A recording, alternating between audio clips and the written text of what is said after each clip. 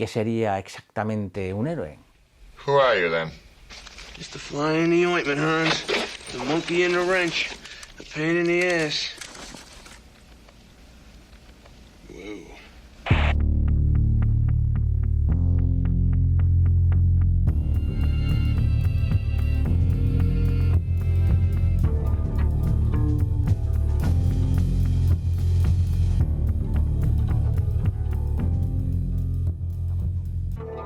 La descripción de este canal dejó claro sus objetivos desde el primer día, por lo que debió quedar claro simultáneamente lo que este canal no es.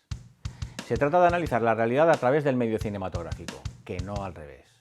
El cine es una excusa, la excusa. Concretamente en este análisis la excusa sería la figura del héroe a partir de la jungla de cristal, y quizás de Solo en peligro. Así que cuando aquí hablamos de héroes de cine, lo que hacemos es pensar el concepto a través del cine, para saber. Pero antes de seguir, una pequeña aclaración. Estoy hablando de héroes, no de superhéroes. Esos seres con poderes sobrenaturales que ocultan su rostro y saltan de cornisa en cornisa. Porque de esos hay a porrillo en la sociedad infantilizada del hoy. ¿Y qué sería exactamente un héroe? Difícil respuesta. Por una parte, los académicos no se ponen de acuerdo ni con lo que es ni con la posible actualidad del concepto. Y por otra parte, el pensar popular siempre se muestra agradecido con los populismos y las autoayudas. Y ahora lo explicamos. You know my name, but who are you? Just another American who saw too many movies as a child. Another orphan of a bankrupt culture who thinks he's John Wayne, Rambo, Marshall Dillon. Respecto al concepto héroe, ligado al pensar general del hoy, y más allá del que surge del concepto frente a la historia y su estudio, podemos decir que hay dos únicas vías de actualización. La primera se corresponde con quienes repudian la figura del héroe vía corrección política ya desde los años 80, cuando la famosa artista Barbara Kruger realizara la famosa pieza que tanto crédito obtuvo cuando dio la vuelta al mundo, y desde que Tina Turner cantara esos mismos años su famosa canción.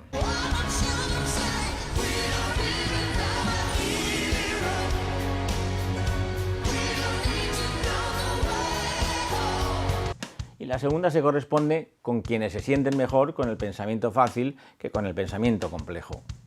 O lo que es lo mismo, por quienes prefieren la complacencia fácil, y por ello fútil, inservible o inocua, pero complaciente en una primera instancia, al análisis pormenorizado del asunto, siempre complejo y exigente. Y por eso concluyen con que todos somos héroes. Las dos son netamente posmodernas. Pero voy a detenerme en esta segunda vía de actualización, la que relaciona el concepto héroe con el de la complacencia y el populismo, para poder entenderla mejor. Casualmente ayer me di de bruces con una circunstancia que lo explica de forma perfecta. Me vi inmerso en la proyección de una película que formaba parte de un ciclo de cine matinal que se había conformado en torno a la figura del héroe, tal y como nos hizo saber en su discurso de la presentación de la película la misma programadora del ciclo. Las ideas básicas que esta mujer quiso transmitirnos en su discurso fueron tres, y por este orden. Y el orden resulta de suma importancia. Tres ideas de la programación del ciclo sobre el héroe. Primera, que el héroe es esa instancia en la que todos proyectamos nuestros íntimos deseos y que por ello, dijo, el héroe es eso que todos admiramos y en tanto que modelo es eso que todos tenemos de referencia y que de alguna manera todos queremos ser. Segunda, que hay que diferenciar entre héroe natural y héroe forzado. Supongo que esto lo dijo debido a que el héroe de la película que estábamos a punto de ver en el cine, 1917, tiene algo de héroe forzado, digo yo. Y tercera, que después de todo, y supongo también que a pesar de todo, todos somos héroes, como conclusión. En efecto, para esta programadora de cine, todos los que estábamos allí sentados y a punto de ver la película 1917, todos somos héroes. Porque todos tenemos que lidiar en nuestra cotidianidad con cientos de problemas. Así de fácil y sencillo. Como pueden ver, se trata de un discurso perfectamente posmoderno, el que se empeña en nadar y guardar la ropa simultáneamente. Así comienza afirmando que héroe es eso que todos admiramos, la figura donde proyectamos nuestros íntimos deseos, y termina diciendo que todos lo somos. Y claro, el público rompe a aplaudir, algunos incluso con lágrimas en los ojos. Todos somos héroes.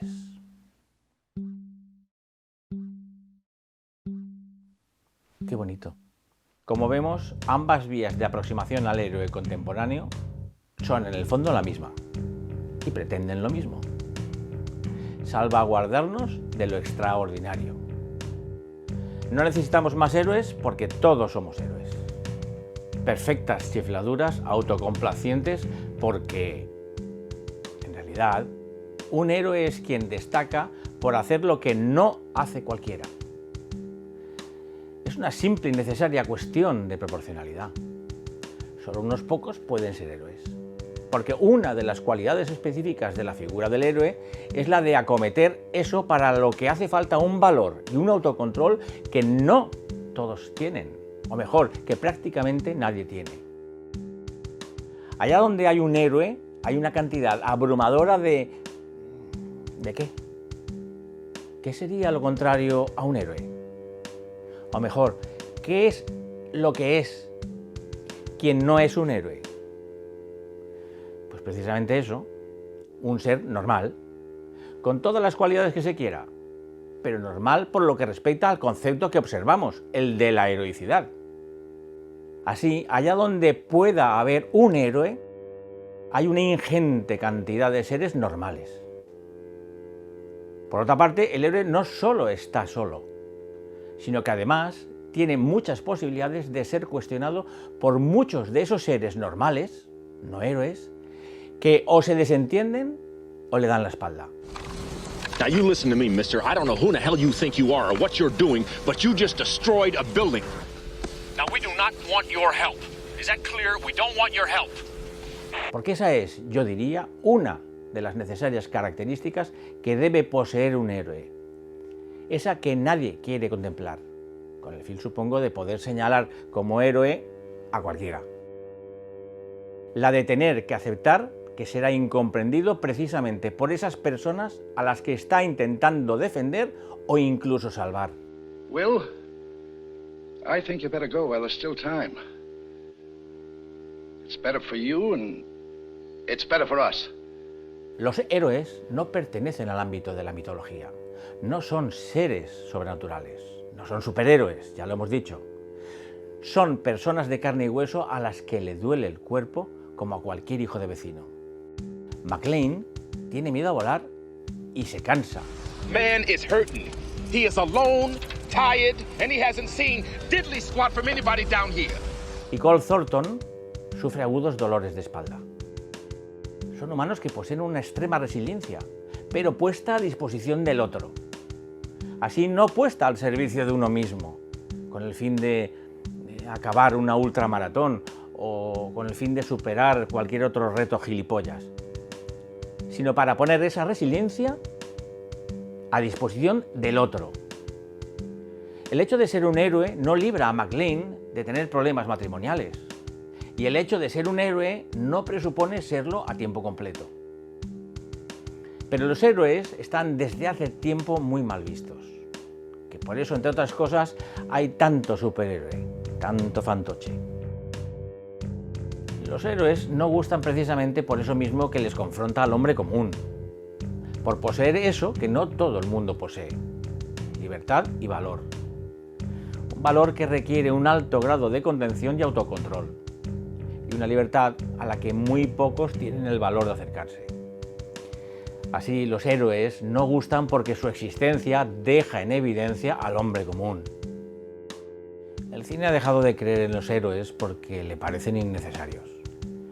Quizá por ser estos demasiado estrictos respecto al concepto de verdad. Don't try to be a hero. You don't have to be a hero, not for me. I'm not trying to be a hero. If you think I like this, you're crazy. Ese concepto que ahora se ha transformado en posverdad debido a una insistencia relativista. Al revés, el cine actual gusta cada vez más de personajes confundidos, abrumados, necesariamente cambiantes y ambiguos, En definitiva, como son las personas normales en la vida real, que dirían esos mismos detractores de la figura del héroe. Tipos ambiguos, en definitiva, que no son ni buenos ni malos. Como si el cine solo tuviera como cometido representar la realidad. Y esto cuando no se sustituye al héroe directamente por el villano como ser paradigmático, como es el caso del último blockbuster de éxito Joker, donde se toma como héroe ya no tanto al malvado, cuanto al malvado que además está loco. ¿Loco? ¿Qué forma es esa de denominar a lo diferente? Como diría Foucault. Loco, sin duda, como puede verse. You're my boy, and makes a lot of sense. You know what I mean? Thank you, Brando. Thank you so much. I just want to. El problema, pues, surge cuando, ante un análisis materialista de Joker, hay quien ve heroicidad en la conducta de un loco. Algo que solo puede darse ante un espectador enfermo. Él está loco no tanto porque lo sepamos, sabemos que es el villano y esta es la historia de sus orígenes, cuanto porque lo vemos. Sin embargo, ellos, la turba, la masa, lo admiran, lo idolatran, como héroe. Pero después de haber puesto en entredicho la figura del héroe, Still the cowboy, Mr. McClane, Americans, all alike. Well, this time John Wayne does not walk off into the sunset with Grace Kelly. It's Gary Cooper, asshole. y de resaltar la figura del superhéroe. Y está bien que se muestre en el cine al hombre común, desde luego. Pero ¿significa eso que no necesitamos héroes? ¿Por qué no harían falta héroes? ¿Qué puede pasar en el momento de la verdad si no surge un héroe que permita la supervivencia? Si fuera de eso de lo que se trata. Pero más allá de que nuestras vidas anodinas no rocemos nunca en ningún momento de la verdad, ¿no es cierto que si se diera ese momento de la verdad, agradeceríamos la intervención de un héroe?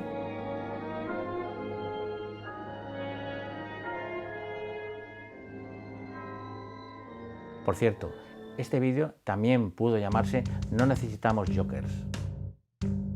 En cualquier caso, y volviendo al origen, habría millones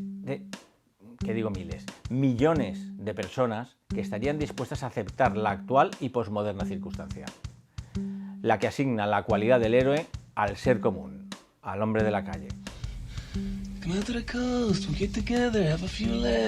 Pero esto, jugar con la semántica en función de los intereses espurios, distorsiona claramente la posibilidad de entendernos.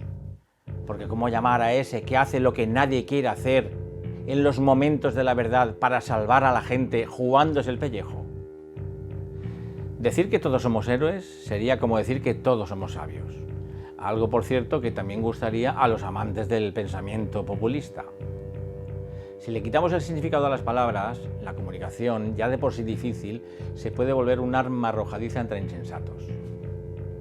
Resulta curioso ver cómo tanta gente se apunta a las conclusiones del pensamiento populista cuando los términos que se barajan les reconfortan por positivos. Todos quieren creer que son héroes y sabios. Todos gustan de aceptar la generalización e incluso la aplauden.